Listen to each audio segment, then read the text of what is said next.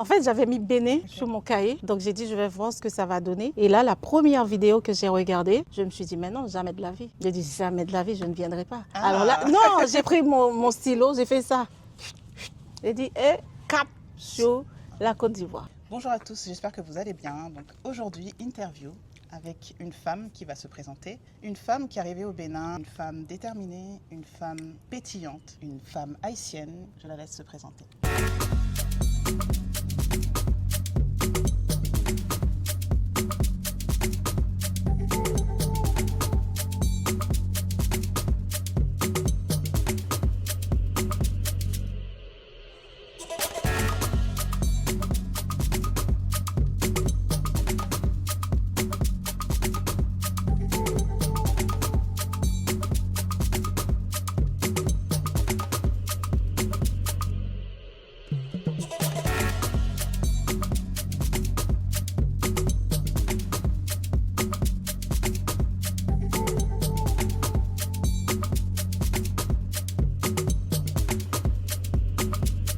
Bonsoir Stéphanie. Salut Lovely, comment tu vas? Ça va très très bien par la grâce de Dieu. Super. Est-ce que tu peux nous dire un peu qui est Lovely? Alors, Lovely, c'est une femme très très déterminée, rigoureuse, disciplinée, qui ne lâche jamais l'affaire, qui n'abandonne pas, très souriante, très pétillante, qui aime la vie. Je confirme. Tu ne mens pas. Oui. Ça.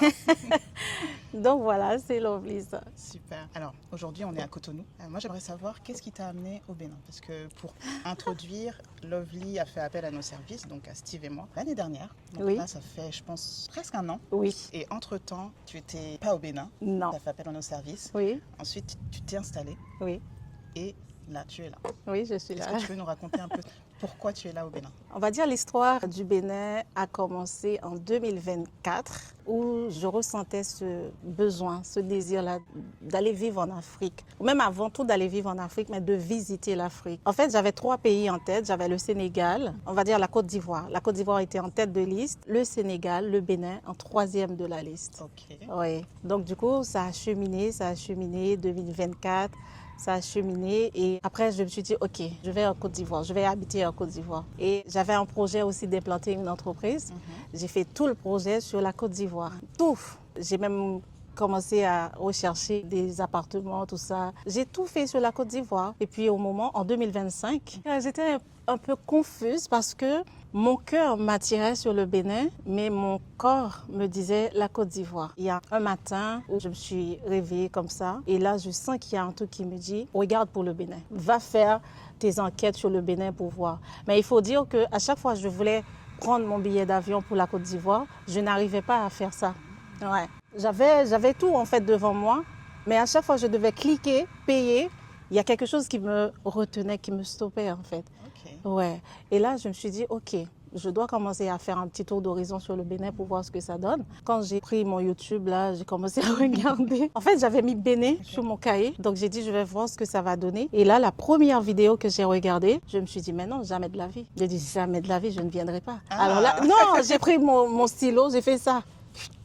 J'ai dit, cap sur la Côte d'Ivoire. Ok. Ouais, Ah, tu t'es dit le Bénin, je ah viens non, pas. non, non, Ok. non, non, non, j'ai dit non, non, non, non, non, non, Wow, non. ok. Et le lendemain matin, je devais aller terminer, boucler tout avec le billet d'avion, tout ça. Et voilà, je suis encore arrivée sur le billet d'avion où il faut cliquer, payer. Je ne pouvais pas. J'ai dit non, il y a un truc. Il y a cette petite voix en moi qui me dit retourne encore sur YouTube. Va regarder une autre vidéo sur le Bénin. Et là, j'ai regardé une autre vidéo. Ok, j'ai dit bon, ça commence à aller quand même. Il y a des petits trucs quand même que je vois, ça peut aller. Ça commence à me détendre en fait. Et là, quand je suis tombée sur tes vidéos, alors là, j'ai tout regardé. Merci pour ça. J'ai tout regardé en fait. Sur tous les angles, Ok. sur toutes tes vidéos où tu parlais des zones, des villes à habiter, Ok, voilà, avec Steve, ouais, ouais. où tu notais les quartiers, tout Ok. ça. Alors là, je me suis accrochée, hein. Je me suis dit, alors là, ok, je vais vous contacter. Et c'est là, je vous ai contacté, ça m'a rassurée tellement, et puis voilà quoi. Il s'avère aussi que tu nous avais dit que tu étais haïtienne. Oui. Donc, haïtienne d'Haïti qui a vécu en Haïti ou tu as vécu où exactement sur le En globe? fait, oui, j'ai vécu en Haïti à un certain moment. J'ai voyagé en France où j'ai passé aussi un certain nombre d'années à vivre. C'est là que c'est venu aussi la décision de venir vivre au Bénin. C'est de la France, en fait. Pourquoi? Parce que tu voulais quitter la France ou parce que... Ben, en fait, c'est cet appel. Moi, je peux dire que c'est cet appel à du Bénin, de l'Afrique, en fait. Comme j'aime le dire, la France, c'est mon père adoptif. Haïti, c'est ma mère biologique. Ok. Et j'ai découvert ma grand-mère biologique qui est le Bénin. Ouais, donc, comme je t'ai dit tout à l'heure là, moi, j'avais supprimé le Bénin. Et quand j'ai fait appel à vous, et quand vous m'avez expliqué comment tout ça là se passe au Bénin, tout ça, et là, j'ai ressenti une certaine paix. Et là, je me suis dit, arrête de lutter, Lovely, c'est le Bénin. Ok. Voilà. Et aujourd'hui, oui, que c'est toujours le Bénin? C'est toujours le Bénin. Ok. C'est toujours le Bénin. Quoique, le jour où je suis arrivée, j'ai été dans la maison où j'avais pris l'appartement. J'ai voulu retourner Retourner en France direct. Donc je me suis dit, oh Seigneur, est-ce que j'ai pas fait une erreur en fait? Ouais, j'étais là, j'étais angoissée parce que je me sentais perdue, confuse. Et c'est le lendemain, quand je devais aller faire les courses, je suis partie faire les courses, j'étais dans un tricycle. Oh là là, j'ai ressenti une paix. Et c'est là que j'ai senti que vraiment le Bénin m'a accueilli et le Bénin avait fait appel à moi sans le savoir. Ça peut paraître bizarre, hein, mais c'est comme si c'était une terre que j'avais quittée il y a de cela très très longtemps et puis je suis revenue. Je voyais tout le monde chaleureux, respectueux. C'est comme si c'était des frères, c'était des sœurs. C'était une chaleur humaine que jusqu'à aujourd'hui, j'essaie de décortiquer ça. J'arrive pas en fait. J'arrive pas à trouver de mots. Et c'est là que j'ai dit, ok, ça va être le Bénin. Depuis ce jour-là aussi, j'ai su qu'il y a quand même une partie de moi dans cette terre. C'est pour ça que j'appelle aujourd'hui le Bénin ma grand-mère biologique. C'est beau. Voilà.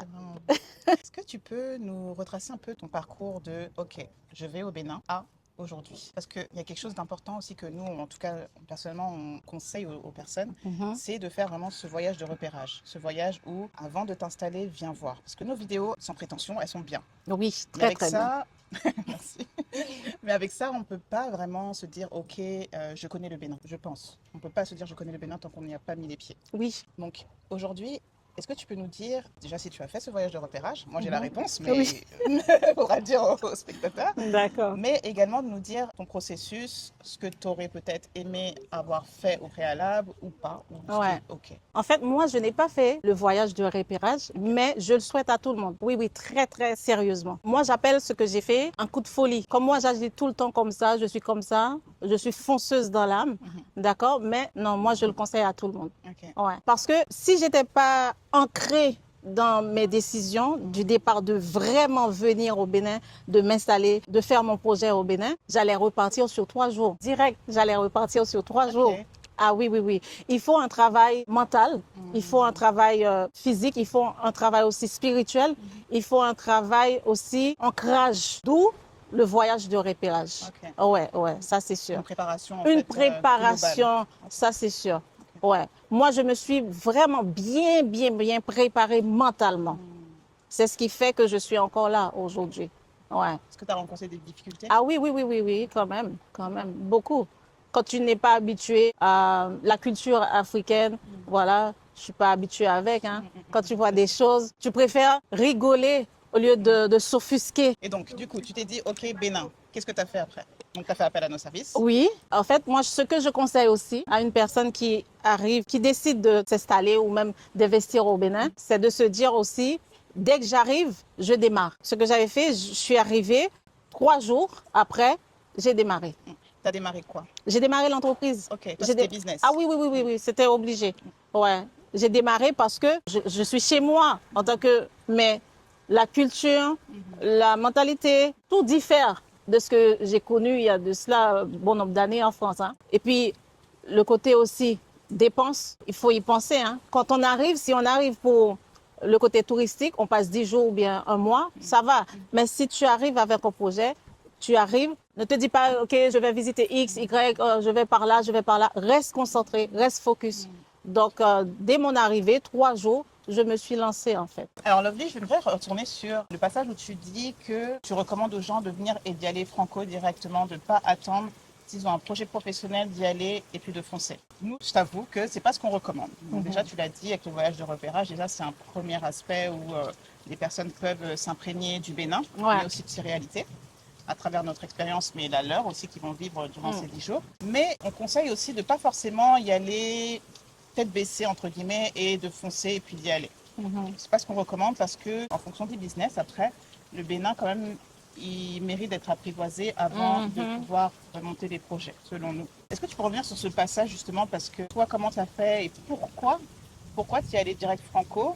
Est-ce qu'il y a eu vraiment un direct franco ou il y a eu une étape de préparation au préalable? En fait, ce n'est pas recommandé Ok. de venir ici et d'y aller franco sans une préparation Ok. en amont. Il faut savoir que moi, on va dire, je suis dans le domaine que j'ai implanté ici au Bénin, je suis dans ce domaine-là depuis 2015. D'accord. D'accord? Donc, et même avant de venir ici au Bénin, j'avais déjà une préparation pour la Côte d'Ivoire. Ah oui, ok. Voilà, j'avais déjà préparé les 7 étapes de l'entreprise que j'allais implanter en Côte d'Ivoire. Vu que c'est le Bénin, j'ai pris ça et j'ai calqué sur le Bénin. Ok. Donc les 7 étapes étaient déjà prêtes depuis quasi 4 mois avant de venir ici. C'est quoi les 7 étapes? Moi, c'est des étapes que moi-même j'ai préparées. Ça veut dire, j'arrive à quel moment que je démarre, déclaration de l'entreprise, Ok. communication sur l'entreprise, Ok. recrutement des collaborateurs, structuration d'une équipe Ok. et puis lancement. Ok. C'est ça. Là, tu es à quelle étape ici au Bénin? En fait, je peux dire 2 étapes parallèles. C'est déjà déployé, l'entreprise c'est déjà déployé. On a déjà des clients et puis on est aussi à cette étape où on communique beaucoup. Voilà. Tu nous as dit que tu avais préparé au préalable donc, par rapport à la Côte d'Ivoire, mais du coup, tu as retranscrit ça au Bénin. Rappelle-moi, Côte d'Ivoire, tu n'avais pas mis les pieds encore, jamais. Non. L'idée, en fait, c'est qu'on se dit que chaque pays est différent. Ah oui. Ok. Est-ce que tu as pris ça en compte au préalable? La différence, justement, par rapport au pays, sa grandeur, son Oui, peuple? oui. Oui, Oui, ok. tout ça a été pris en compte. Bien entendu, hein, quand on arrive sur le Bénin, il faut dire, il faut y être quand même pour découvrir certaines Réalité. oui, certaines Parce réalités. que, sans vouloir offusquer, mais je me disais que c'est un peu de la théorie, en fait, de faire ça au préalable sans y être. Parce que... Non, c'est pas de la théorie, c'est juste une préparation. Ok. Tu fais la préparation et maintenant, quand tu arrives sur le terrain, tu vois ce qu'il y a et tu te réadaptes, tu te Réadaptes. réajustes et Très tu bien. remets quelques points sur les i, quelques barres sur les t. Ok, Voilà. super. Aujourd'hui, donc, tu as quelle étape? Tu m'as dit 2 étapes parallèles. 2 étapes parallèles, Ok. communication, déploiement sur le terrain et puis le service. Maintenant, on va rentrer dans le vif du sujet. Qu'est-ce que c'est cette entreprise? Parce que depuis tout à l'heure, on en parle, on parle de Opti Soins Service, mais on ne sait pas ce que c'est exactement. D'où ça part et qu'est-ce que c'est aujourd'hui? L'entreprise s'appelle Opti Soins Service Senior et je vais en parler avec une petite touche d'émotion en fait. Voilà. L'entreprise vient du fait que moi, j'ai démarré dans le social en France depuis 2015. Ok. J'ai accompagné des personnes âgées, des personnes en convalescence, des personnes en soins palliatifs, des enfants aussi avec des troubles du comportement. Je pense que ça vient du fait, quand j'ai perdu mon père en 2020, et moi qui suis quelqu'un de très empathique, j'aimais beaucoup mon père. En 2018, je suis partie le voir et ça a commencé sa maladie en fait. Il avait la maladie de Parkinson. En fait, comme c'était un homme battant, c'était un homme qui ne se laissait pas gagner par la maladie, d'accord? Et là, quand je l'ai vu, je le voyais quand même malade, mais il ne voulait pas que je le sache en fait. Et à mon retour en France, j'ai parlé à ma mère, j'ai dit à ma mère, je pense qu'il serait mieux de mettre quelqu'un pour une prise en charge de papa. Et elle m'a dit, mais non, ça va aller. C'est bon, ça va aller. Et ça commençait à se dégrader, se dégrader. Il ne pouvait plus déglutir. Et là, j'ai dit à ma mère, non, moi je suis dans le domaine. Je pense que là, on doit mettre un professionnel ou une professionnelle qui puisse appuyer en fait sur la prise en charge de papa. Et elle me dit, mais non, ton père, tu sais, il est comme ça. Et 2019-2020, c'est là que j'ai décidé, j'ai dit, bon, ok, maman, même si tu veux pas, mais je vais prendre quelqu'un qui va venir à la maison, qui va prendre soin de papa parce que même si je te donne les menus, même si je te donne les marches à suivre, tu n'as pas ces compétences-là en fait. Tu n'es pas professionnel, tu peux pas comprendre la maladie. Et c'est là que j'ai forcé sur le truc en fait. J'ai appelé cette personne. En fait, j'ai fait pas mal de démarches pour trouver cette personne. Je l'ai eue, j'ai conversé avec cette personne-là et je lui ai dit, tu vas démarrer dans ton jour avec papa. Le jour que cette femme devait commencer, elle est arrivée à la maison, c'est ce jour-là que mon père partait à l'hôpital. Ouais. Et il est parti, il n'est jamais revenu. J'ai gardé cette culpabilité-là longtemps, de me dire que, en fait, pourquoi j'ai laissé ça dégrader à un tel point que le moment où il fallait faire quelque chose, je ne l'ai pas fait. Et c'est au moment où j'ai commencé, où j'ai réalisé, et c'est là qu'il est parti. Je me suis dit que si j'avais déjà mis une professionnelle, en fait, pour une prise en charge, il aurait passé encore quelques bonnes années. Et là, je me demandais tout le temps, qu'est-ce que je peux faire en fait pour réparer cela? Qu'est-ce que je peux faire parce que, et c'est ce que je rencontre souvent aussi ici au Bénin. Quand je rencontre certaines personnes, je leur dis, là, vous avez besoin de mettre une professionnelle par rapport à ton père, par rapport à ta mère. Et les gens me disent, non, maman, elle est bien comme ça. Elle est encore autonome. Papa, il est bien comme ça. Il est encore autonome. On va attendre. Quand son état de santé va se dégrader, on pensera à ça. Alors, mon père ne m'a pas donné 2 ans. De 2018, le jour où je l'ai vu, j'ai passé 2 mois avec lui et il est parti le 13 juillet 2020. Il m'a pas donné 2 ans. Donc, c'est pour ça que j'insiste quand je suis ici au Bénin, au Petits Soins Services Seniors. Donc, c'est une entreprise aussi qui intervient auprès des personnes âgées, auprès des personnes en convalescence, auprès des personnes en situation de handicap, auprès des personnes en soins palliatifs. Et nous faisons aussi des prestations de garde malade en milieu hospitalier et à domicile. Donc, c'est pour ça que j'insiste auprès des personnes. C'est comme si des fois, je suis en train de les supplier, en fait. Et je veux le faire. Je veux les supplier de ne pas laisser que ça soit trop tard pour une prise en charge. Parce que les parents, quand même, ils se sont sacrifiés pour nous. Mon père, c'est un homme qui s'est sacrifié. Et aujourd'hui, je ne peux même pas lui rendre un quart de ce qu'il m'a donné. Pourquoi? Moi, je pense que de ma part, ça a été quand même une négligence. Ma mère, je dis tout le temps, comme c'était la femme de mon papa, elle a toujours connu un homme fort. Elle était dans le déni. Totalement. Voilà, totalement. Parce que pour elle, non, c'est pas son mari en fait. Son mari ne peut pas être en défaillance, tu vois. Et c'est pour ça qu'à chaque fois, elle refusait constamment comme ça mon aide, de faire venir une professionnelle. Et c'est ça que je rencontre au Bénin. Et c'est ça aussi, je lutte pour ça au Bénin. Je lutte vraiment. Même dans mes lives TikTok, je lutte. C'est ma lutte. Parce qu'il faut reconnaître quand même à partir de 65, 70 ans, même si la personne n'est pas en défaillance, la personne peut toujours vaquer à ses activités. Le soulager, c'est quand même quelque chose. C'est-à-dire déjà trouver quelqu'un qui allège déjà dans la maison, tu vois un peu. Ouais. Donc soulager quand même les 2 parents. C'est vrai que nous, au début, quand on t'a vu, on a compris ta démarche et c'est vrai que c'est quelque chose qui est hyper important ici. Et c'est vrai qu'on s'est dit, mais qu'est-ce que tu apporterais de plus que des personnes, qu'une dada d'ici? Et là, je pense que tu as répondu. Ouais. Et je lutte beaucoup aussi pour ça parce que je rencontre toujours cette difficulté-là quand je parle à des personnes qui ont vraiment besoin des services au Petits Soins Services Seniors. Et la personne va me dire que non, nous, on peut prendre une dada, on peut prendre une tata, on peut choisir une cousine du village ou bien on peut choisir un membre de la famille. Sauf que ce membre de la famille, là, cette dada, cette tata, elle n'est pas compétente pour un accompagnement aussi professionnel. Par exemple, une personne qui a la maladie d'Alzheimer, on ne peut pas dire qu'on va prendre une tata qui n'a aucune compétence de cette maladie pour accompagner une personne avec la maladie d'Alzheimer.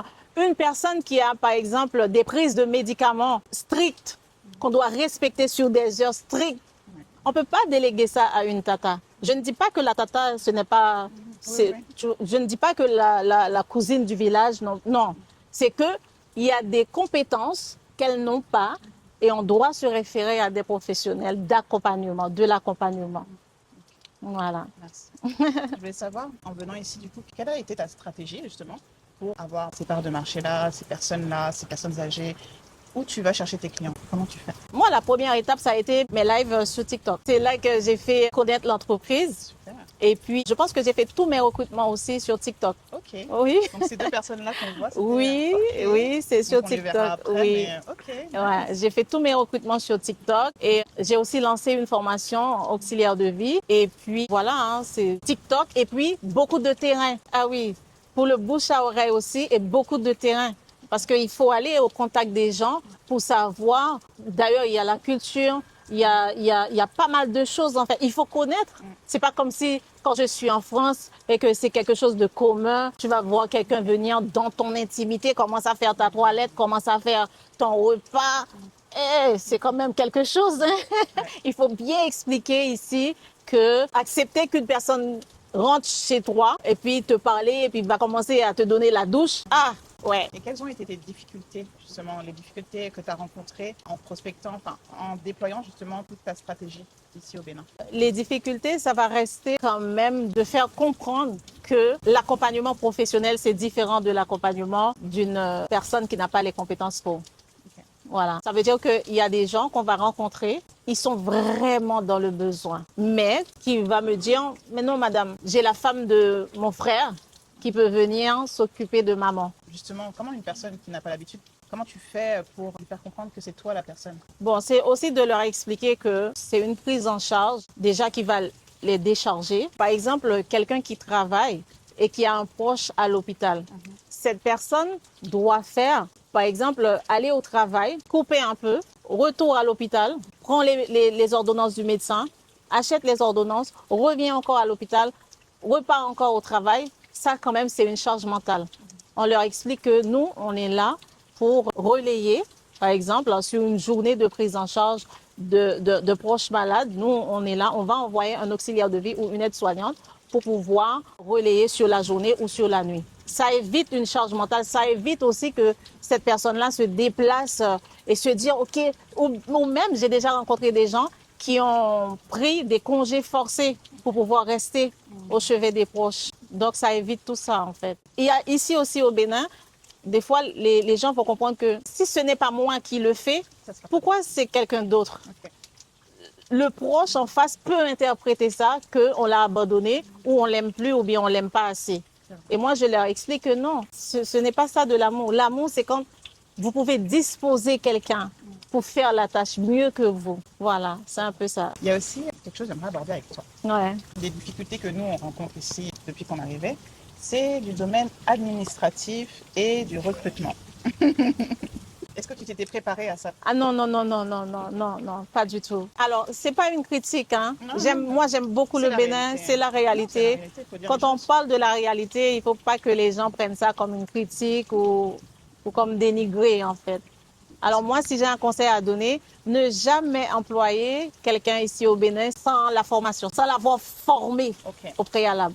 Non, il faut jamais faire ça. Jamais. Justement, tu peux nous parler un peu de ton expérience à ce niveau-là? Oh là là, en tout cas, il y a une expérience. Bon, je ne vais pas pouvoir parler en détail, mais ça a été brutal. Hein? Ah oui, ça a été très, très, très brutal en fait. On a envoyé une intervenante sur place. Et oui, en quelques secondes, en 2 jours, en fait, elle a failli bousiller au petit soin service senior. Dans un aspect relationnel avec un patient? Non, pas l'aspect travail. Voilà, où elle est allée travailler, puis elle a choisi de ne pas travailler. Voilà, de rester tranquille sur son canapé, de l'heure où elle est arrivée jusqu'à l'heure où elle devait partir. Oui, j'imagine que c'était brutal, mais du coup, je pense que tu en as tiré une leçon. Ah oui, absolument. Comment aujourd'hui tu peux te dire que ok, ça n'arrivera plus parce que j'ai mis ça comme stratégie? Il faut dire que les auxiliaires de vie que moi-même j'ai formés, c'est pas comme ça. C'était vraiment des aides-soignants diplômés d'État. Donc voilà, du Bénin. Ce que j'ai dit aujourd'hui, j'ai dit que je vais les recruter, mais ils vont quand même passer 1 semaine ou 2 semaines de formation avec moi avant d'aller sur le terrain.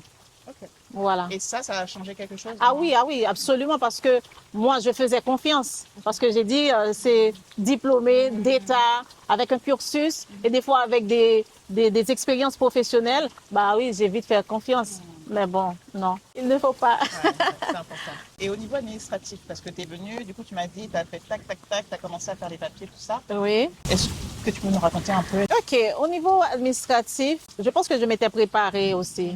Je m'étais préparée parce qu'il y a 1 ou 2 vidéos que tu as réalisées. Donc, voilà, avec ces vidéos-là. Et aussi au moment de l'appel aussi, avec. Donc, je m'étais préparée par rapport à ça. Oui, c'est vrai qu'on t'avait bien sollicité sur le fait qu'il fallait vous m'aviez bien préparée. Donc, mentalement, quand je devais déclarer l'entreprise, on m'a recalé 30 fois. Ah. Voilà, mais il faut le dire. Oui, on m'a recalé 30 fois, 30 fois.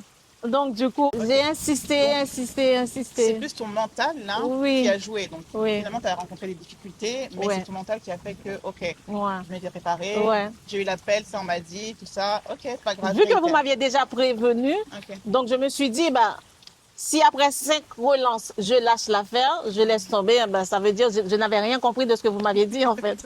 Donc, j'ai dit, je vais y aller jusqu'au bout. Et aujourd'hui, ton équipe, alors, du coup, comment elle est composée? Est-ce que tu es au complet? Comment tu dois évoluer? On n'est toujours pas au complet, mais j'ai une directrice administrative qui gère sur le terrain. Oh, c'est une perle.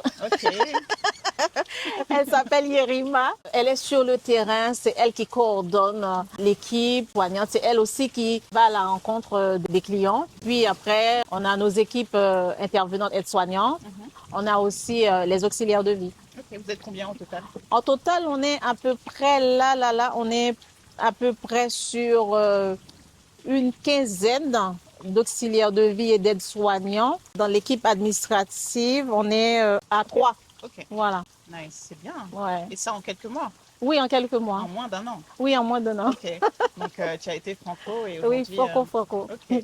Et aujourd'hui, est-ce que tu peux nous expliquer un peu comment tu accompagnes les personnes en matière aussi tarifaire? Est-ce que tu peux nous expliquer un peu comment ça fonctionne, la procédure? Alors, pour nous, nos tarifs varient de l'accompagnement, du mode d'accompagnement que la famille ou bien la personne souhaite avoir. On ne peut pas donner un tarif pour dire que chez nous, pour un mois, tu vas payer tant.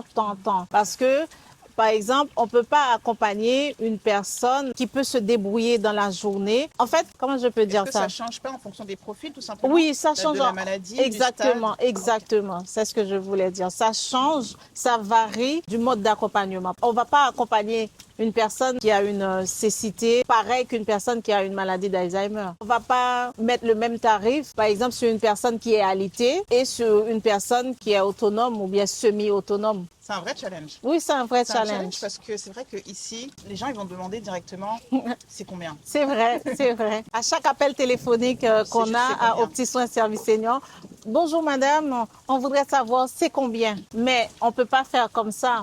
Il faut qu'on demande déjà la personne comment il est. Est-ce qu'il marche? Est-ce qu'il broie? Est-ce qu'il mange? Est-ce qu'il est alité? Est-ce qu'il est semi-autonome?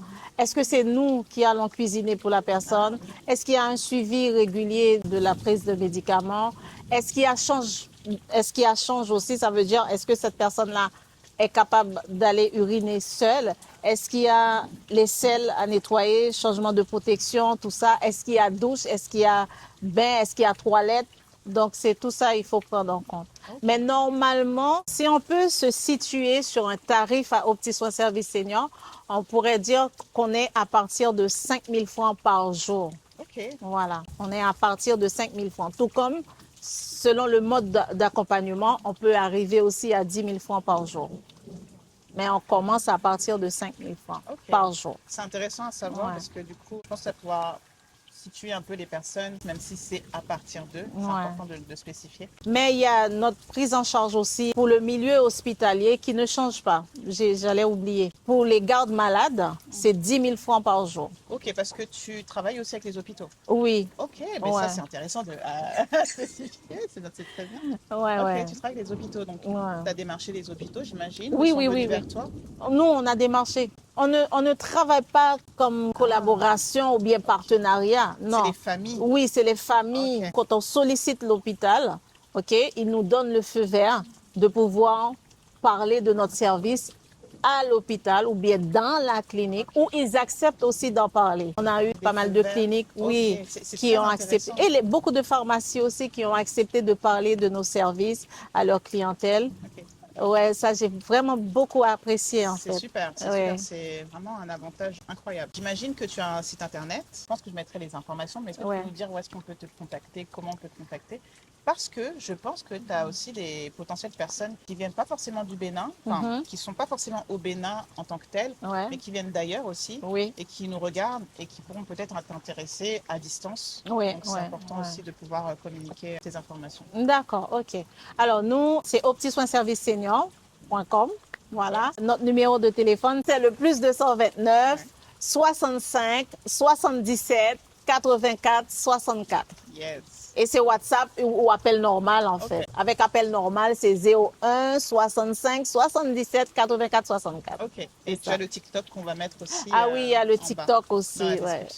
Alors Lovely, du coup, tu m'as dit que tu t'étais préparée en amont justement avant de venir ici au Bénin. Moi, j'aimerais savoir si aujourd'hui, après quelques mois de Au Petit Soin Service Senior, est-ce que tu gagnes ta vie avec ce business? Non, pas encore. On a parlé au début de mise en place, préparation, tout et tout. Donc ça fait partie aussi de la préparation en amont de l'entreprise. Quand je suis arrivée, il faut savoir que... L'aspect financier. Pas l'aspect financier, mais Ce que nous, on est habitué en France, c'est pas la même chose ici. Donc, il faut expliquer, il faut sensibiliser. C'est pas comme si les gens étaient déjà habitués à ce modèle, à ce mode d'accompagnement-là, à l'assistance à domicile ou bien l'assistance ou une prise en charge personnalisée, professionnalisée des seniors. C'est pas dans les mœurs ici au Bénin, d'accord? Il a fallu qu'on sensibilise et aussi on a fait nos lots d'erreurs aussi, hein. Oui, parce que vu qu'on peut pas facturer de la même manière qu'en France, d'accord? Nous, on a essayé de facturer nos services avec la réalité, en fait. Alors que je ne cernais pas trop bien, bien sûr. Hein. Donc, au début. Donc, ça nous a coûté quand même. Financièrement, ça nous a coûté. Financièrement, ça nous a coûté. C'est comme si on était plongé dans un truc où on était en train de patauger, quoi. Voilà. Donc, si j'ai bien compris, c'est que c'est comme si vous avez pris un modèle économique. Que vous êtes revenu dessus parce que peut-être que... Oui, on a restructuré. On a restructuré parce qu'on a perdu beaucoup d'argent par rapport à ça. Oui. En fait, vu que ici, le SMIC, ça peut être, par exemple, 55 000 francs, par exemple. Hein. Mais nous, nos professionnels, nous, on donne un travail, un rendu, un résultat de qualité, un accompagnement de qualité, un accompagnement où la personne, même si elle est à l'étranger, elle est tranquille. Voilà quoi. Mais on ne peut pas se fier à ça pour dire que nous, on va payer nos professionnels à 55 000 francs.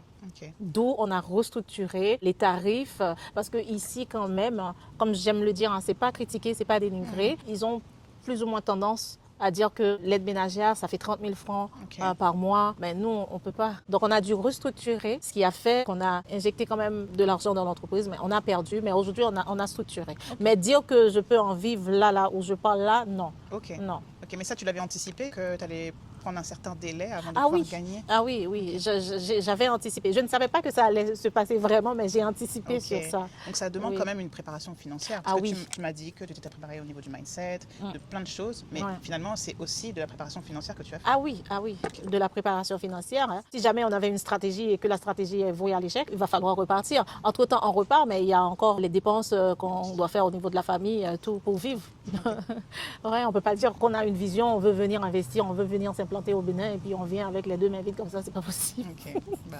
C'est pas possible. Oui, parce que c'est vrai que nous, quand aussi on sensibilise, c'est au niveau du mindset, mais aussi de la préparation financière. Parce que quand tu viens ici, c'est limite, entre guillemets, forcé de devoir te réajuster. Ah oui.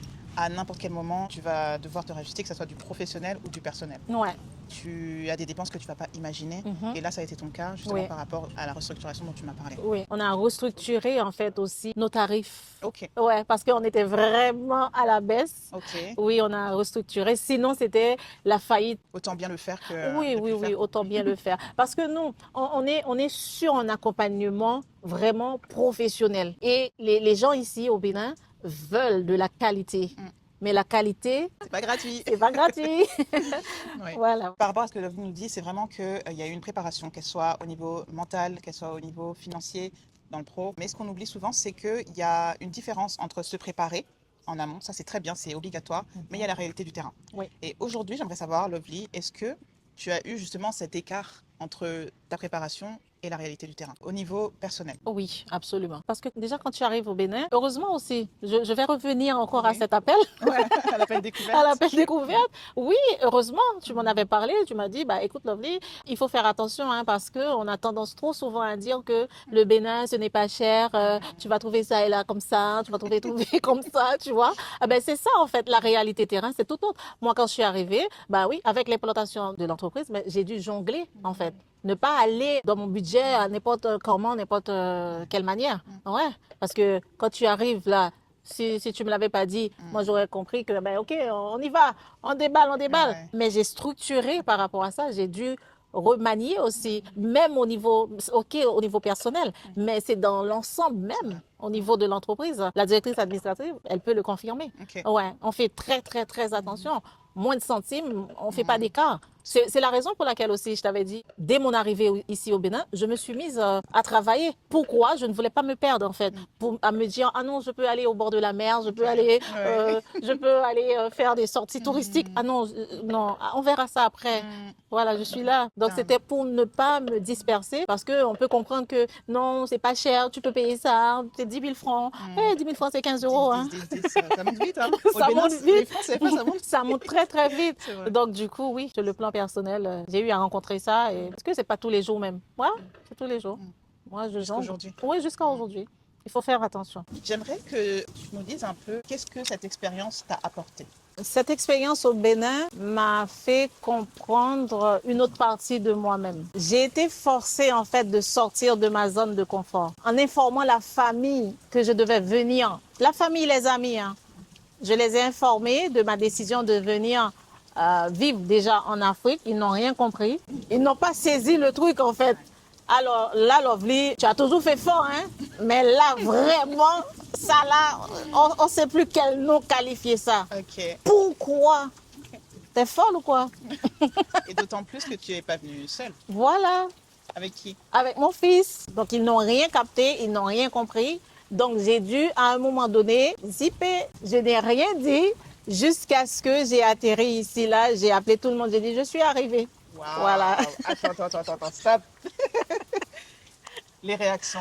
Ah ben là, il y a mes amis qui n'ont rien compris. Mais non, Lovely, ne me dis pas que tu es au Bénin. Ben oui, si, je suis au Bénin. Audace. Oui, audace. Ça m'a permis de voir une autre facette de moi-même, en fait. Je devais écouter mon cœur. Je devais écouter cet appel du cœur du Bénin. Parce que moi, j'ai dit que c'est le Bénin qui a fait appel à moi. Voilà, c'était un appel de cœur. J'estime que peut-être je devais réparer quelque chose.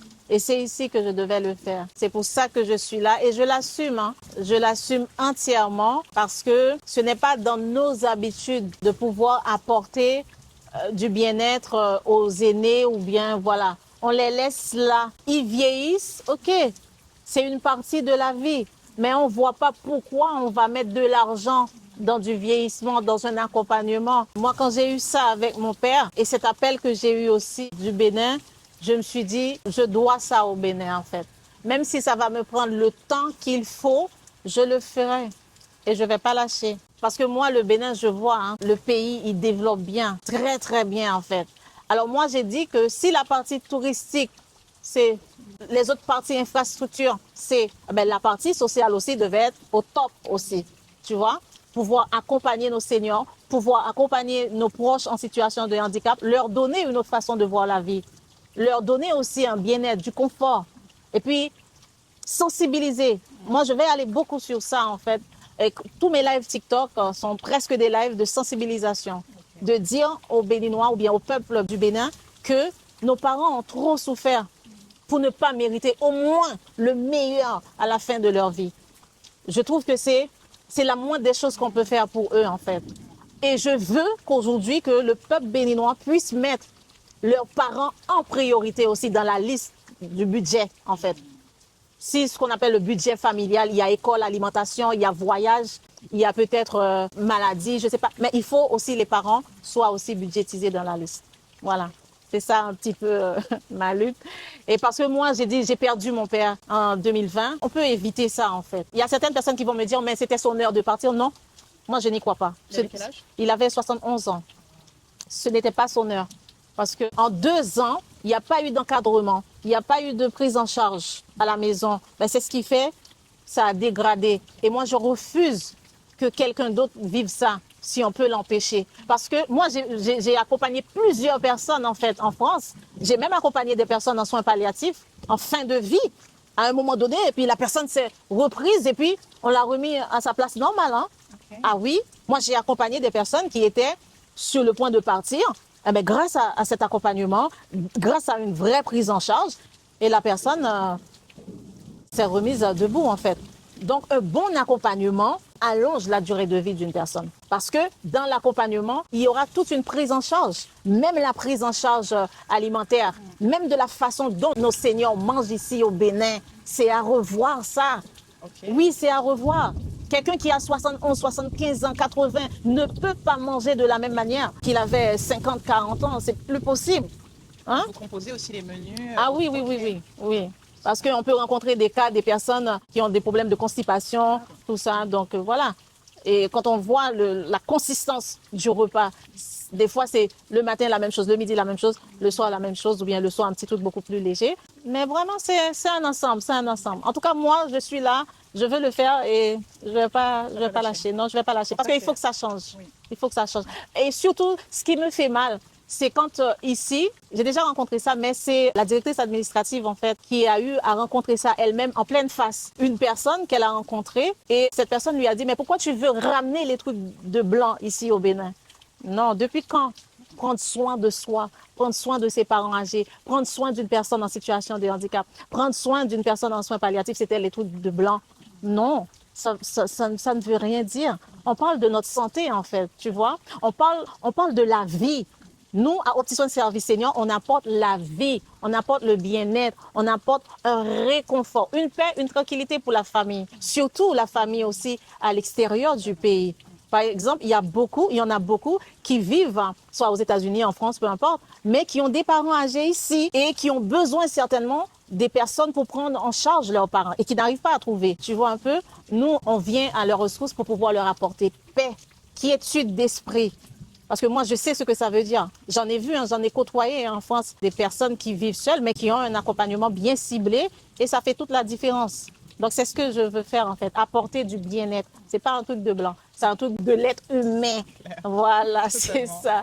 C'est ce que je voulais dire en fait, voilà. Alors Lovely, déjà je te remercie, mais c'est pas fini parce que tu nous as fait l'honneur de solliciter 2 personnes de ton équipe pour cette vidéo et pour que les personnes puissent comprendre déjà les enjeux de recruter et aussi que les personnes puissent comprendre ce qu'elles font sur le terrain. Ouais. Donc je te remercie, on va accueillir donc Yerima.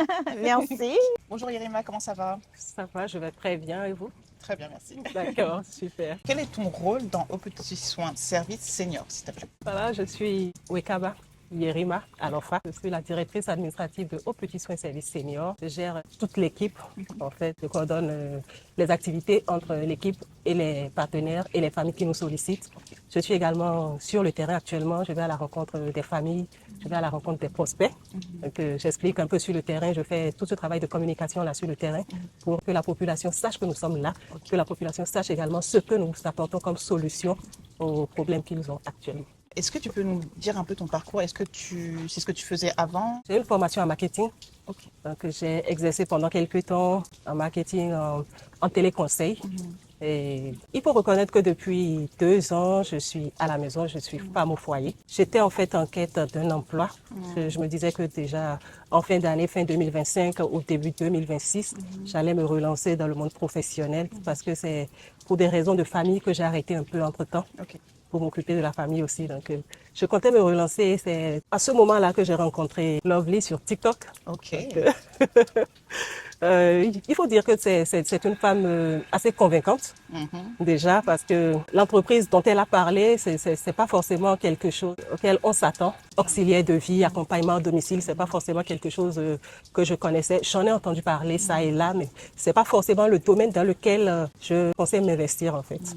Mais quand je l'ai écoutée sur TikTok un certain nombre de fois. Elle a été vraiment présente dans cette période-là. Elle a présenté l'entreprise, les solutions qu'elle apporte pour le Bénin. Là, j'ai pensé que bon, ça c'est quelque chose d'intéressant qu'il faut soutenir, qu'il faut accompagner. Donc, c'est de là que m'est venue l'idée de postuler auprès de Aux Petits Soins Service Senior, d'apprendre déjà le métier d'auxiliaire de vie, savoir ce que c'est, comment est-ce qu'on pratique ce métier-là, comment est-ce qu'on accompagne une personne. Et voilà, ensuite, travailler au sein de Aux Petits Soins Service Senior. Donc, voilà. Super. Est-ce que tu peux nous décrire un peu une journée type que tu as depuis que tu es chez Aux Petits Soins Service? Comme je l'ai dit, je suis plus sur le terrain depuis quelques semaines. Donc, il s'agit de faire des prospections dans les hôpitaux, dans les cliniques, dans les pharmacies. Ok. On a eu plusieurs stratégies de prospection.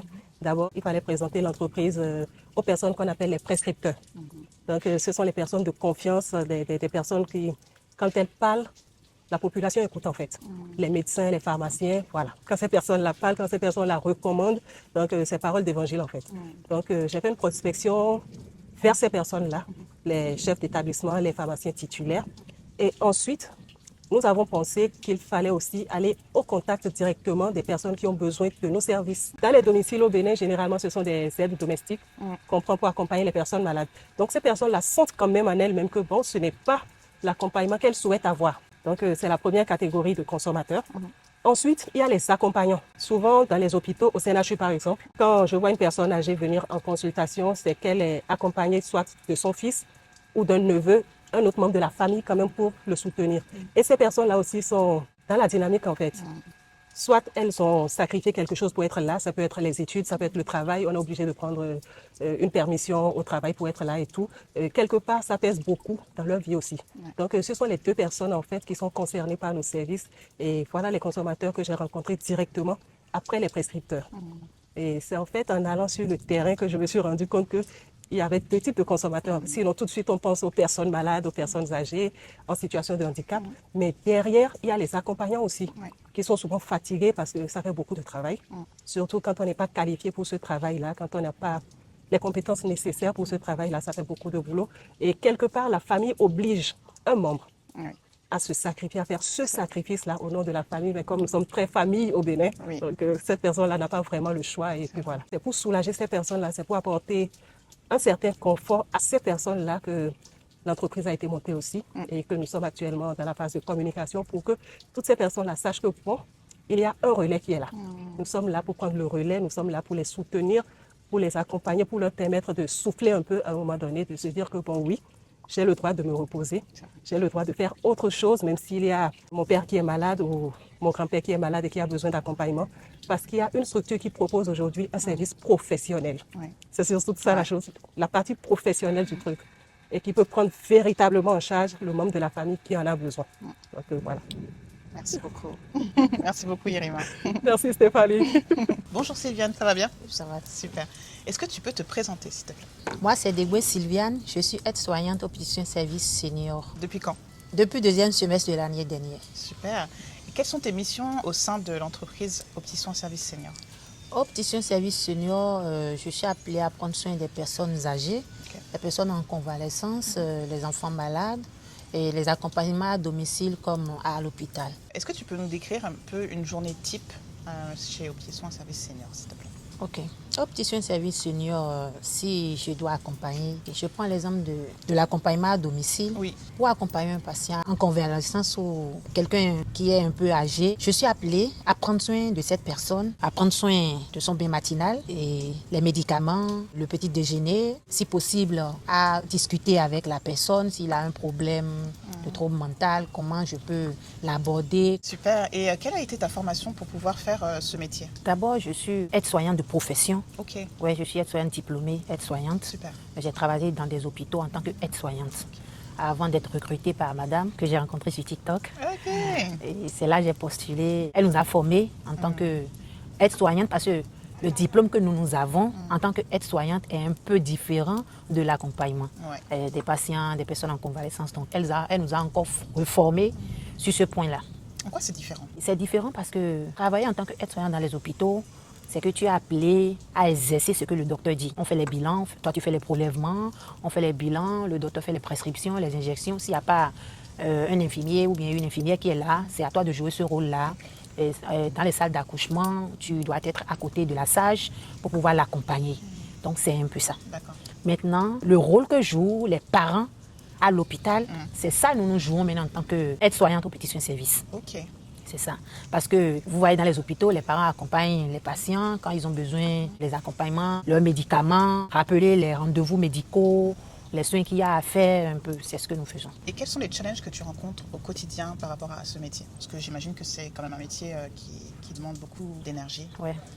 Par rapport à ce métier, d'abord, je vais dire qu'il faut avoir beaucoup de patience. Parce que si tu n'as pas la patience, tu ne pourras pas. Il faut avoir beaucoup de patience et il faut se donner au travail. Si tu es de base quelqu'un de paresseux, tu ne pourras pas le faire. Donc, il faut fournir beaucoup d'efforts pour pouvoir y arriver et être vraiment patient. Vraiment patient. Merci beaucoup, Sylviane. Je vous en prie, madame. Merci à vous aussi. Merci beaucoup, Lovely. Merci. C'était très inspirant. Très Merci. courageux de ta part aussi. Et en tout cas, on te souhaite vraiment beaucoup de succès ici au Bénin. On espère vraiment que cette vidéo pourra traverser les frontières et éveiller les consciences au Bénin et ailleurs. Et, voilà. Merci beaucoup. Merci à toi, Stéphanie.